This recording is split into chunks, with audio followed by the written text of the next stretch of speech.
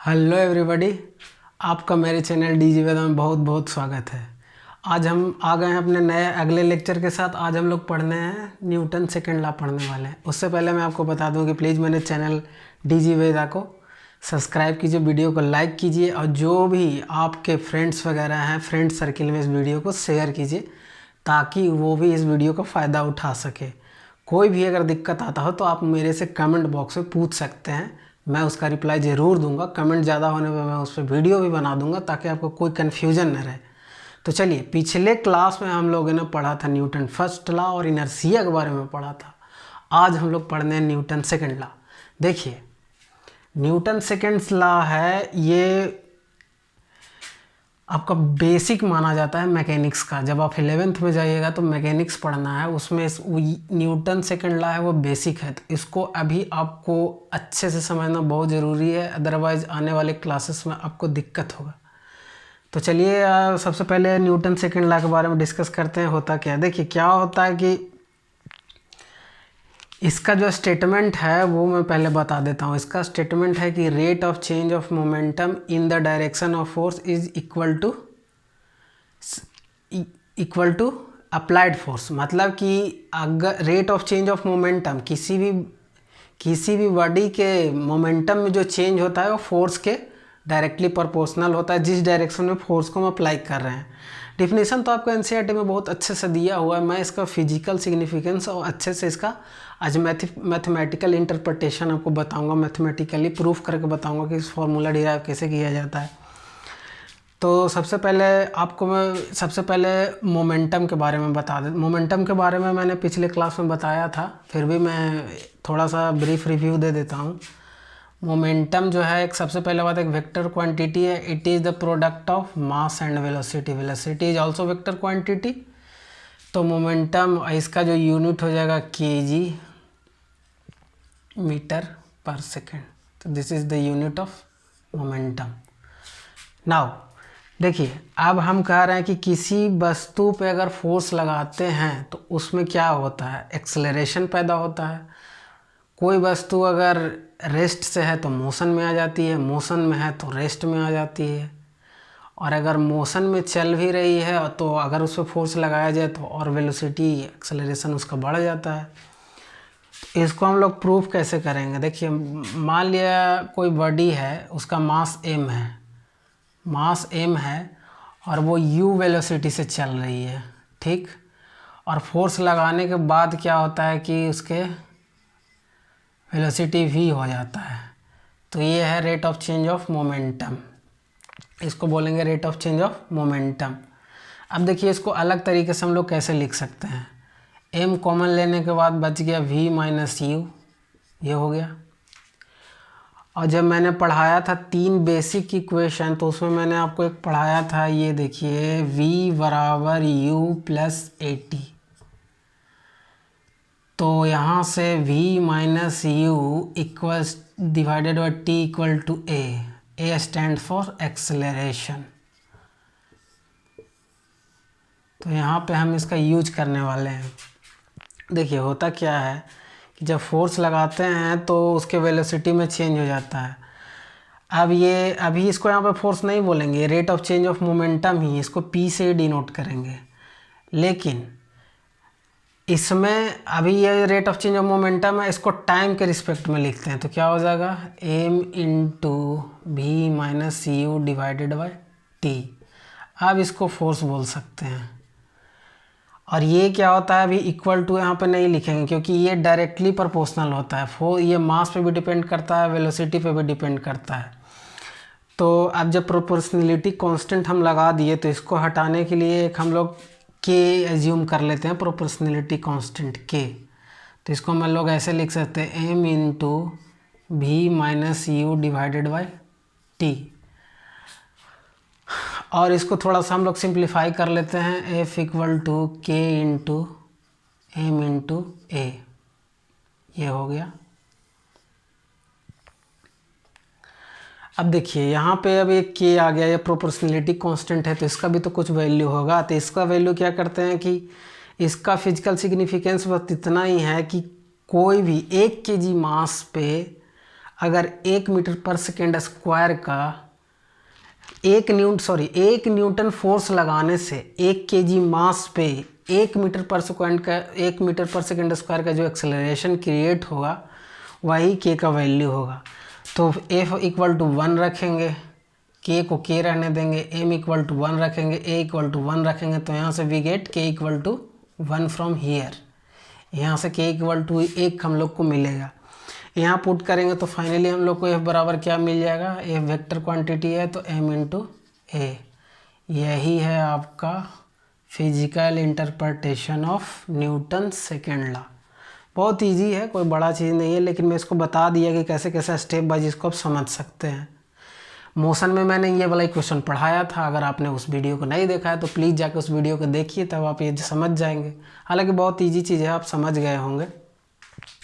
तो इस तरह से न्यूटन सेकेंड लॉ को हम लोग डिराइव कर देते हैं। अब इसकी बात आ जाती है यूनिट का। तो यूनिट में पहले बताया हूँ, लेकिन जब डिराइव कर रहा हूँ तो मैं एक बार फिर बता देता हूँ। तो मास का हो जाता है kg, एक्सेलरेशन का हो जाता है मीटर/सेकेंड स्क्वायर। इसी को क्या हुआ था कि ये न्यूटन के ऑनर में इसको न्यूटन बोला जाता है। और उस दिन मैंने ये भी बताया था कि इसको हमेशा आप कैपिटल लेटर में लिखिएगा, क्योंकि न्यूटन सर आइजैक न्यूटन एक साइंटिस्ट थे और किसी भी आदमी का नाम स्मॉल लेटर से स्टार्ट नहीं किया जाता है, वो ब्लॉक लेटर या कैपिटल लेटर में ही लिखा जाता है।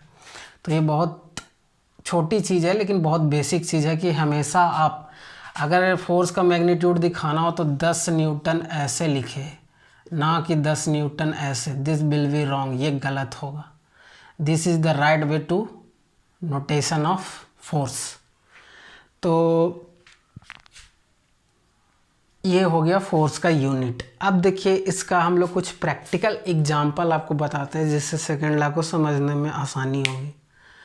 सबसे अच्छा एग्जांपल मैं आपको बताता हूँ, उसको आप एक्सपेरिमेंट करके देख सकते हैं बहुत ईजिली। आप 2 या 2.5 फीट या 3 फीट के दीवार के ऊपर पे चढ़ जाइए और उससे फिर आप कूदिए। 2.5 फीट के दीवार से आप कूदिए या 2 फीट के दीवार से कूद के देख सकते हैं, या जस्ट आप जहाँ पे खड़े हो वहाँ से जंप कीजिए और कूदिए। बस जैसे आप अभी मैं फ्लोर पे खड़ा हूँ, यहाँ पे आप जस्ट थोड़ा सा हाइट पे जंप कीजिए और कूदिए। देखिएगा आपकी जब आप कूदेंगे तो आपका जो ये ठेहुना है, इसको घुटना, ये आपको मुड़ेगा। अगर आप इसको नहीं मोड़ते हैं तो आपको बहुत चोट आ जाएगा। तो देखिए यहाँ पे मोड़ने में हो क्या रहा है, मोड़ने में हो क्या रहा है, कुछ नहीं, बस ये हो रहा है कि टाइम को हम लोग इंक्रीज कर दे रहे हैं। यही सबसे बड़ी समझने वाली बात है। जब हम लोग कूदेंगे और डायरेक्ट एकदम कूद गए तो टाइम कम गया, तो टाइम कम जाएगा तो फोर्स क्या हो जाएगा, बढ़ जाएगा। और जब फोर्स बढ़ जाएगा तो आपको घुटना में चोट लग सकता है।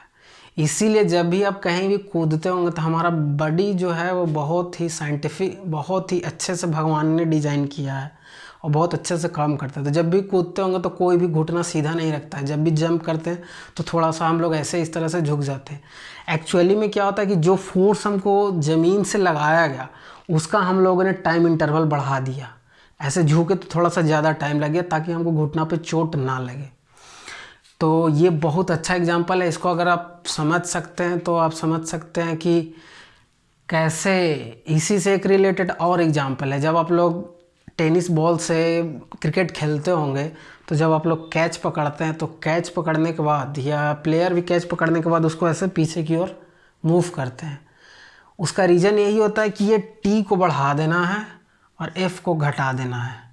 अगर सडन अगर हम लोग उसको कैच करके होल्ड कर लिए तो हाथों पे हमारा बहुत ज़ोर का चोट लगेगा, हम इंजर्ड भी हो सकते हैं। तो ये दो बहुत ही मतलब क्या बोले इसका, जो प्राइम एग्जांपल है, बहुत ही ईजी से आप समझ सकते हैं। आपके बुक में वो वाला तो दिया है, वो कैच करने वाला। मैं ये जो कूदने वाला बताया, कभी भी आप कहीं भी खड़े जस्ट कूद के देखिए, आप एकदम नॉर्मली इमेजिन कर सकते हैं कि हाँ, जब हम लोग घुटना नहीं मोड़ते हैं यानी टाइम पीरियड नहीं बढ़ाते हैं तो हम लोग को ज़्यादा चोट लगता है, लेकिन जैसे ही आप टाइम पीरियड बढ़ा देते हैं आपको कम चोट लगता है। तो ये सेकंड लॉ का सबसे अच्छा एग्जांपल है। इसी से फिर रिलेटेड एक आता है इम्पल्स, उसको मैं अगले क्लास में डिस्कस करूँगा। तो यहाँ तक तो जो मैंने बताया उसमें कोई समझने में परेशानी नहीं होना चाहिए। अगर फिर भी अगर आपको कोई परेशानी होता हो क्योंकि मैंने प्रैक्टिकल एग्जाम्पल भी दिया। और एक चीज़ और होता है, जब लॉन्ग जंप हाई जंप करना उसमें भी इसका थोड़ा सा लगता है, वो मैंने उसमें भी एग्जांपल दिया था, इनर्शिया में भी, यहाँ पे भी लगता है। क्योंकि आप आगे के क्लास में जाइएगा तो आपको पता चलेगा कि फोर्स हमेशा पेयर में जनरेट होता है, सिंगल फोर्स होता नहीं है। यहाँ पे ये हालांकि अभी नहीं बताना चाहिए मुझे, ये थोड़ा सा आगे का हो जाता है। तो फोर्स हमेशा पेयर में जनरेट होता है। तो यहाँ पे मैंने आपको क्या क्या बता दिया, एक बता दिया फोर्स का यूनिट बता दिया, दो मैंने प्रैक्टिकल एग्जांपल दिया, एक को तो आप एकदम अभी भी कहीं भी खड़े हो, जब वीडियो देख रहे हैं अगर खड़े हो गए तो आप ऑब्जर्व कर सकते हैं। तो ये था न्यूटन सेकेंड लॉ का प्रैक्टिकल मतलब मैथमेटिकल एक्सप्लेनेशन, उसका यूनिट और कैसे कैसे टाइम से कोरिलेट करता है। तो अगले क्लास में हम लोग न्यूटन थर्ड लॉ देखेंगे।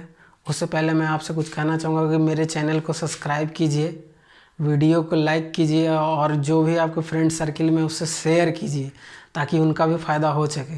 क्योंकि लॉकडाउन में सारे कोचिंग संस्थान अभी बंद हैं, तो ऑनलाइन स्टडी सबसे बेस्ट मेथड है to enhance your study. There is no another method right now. तो अभी आप इसको फ़ायदा उठाइए, दूसरों को भी इसका शेयर कीजिए ताकि वो भी फ़ायदा उठा सके। और प्लीज़ मेरे चैनल को सब्सक्राइब कीजिए ताकि मेरा मोटिवेशन बना रहे और मैं थोड़ा इससे बड़ा बड़ा वीडियो बना सकूं।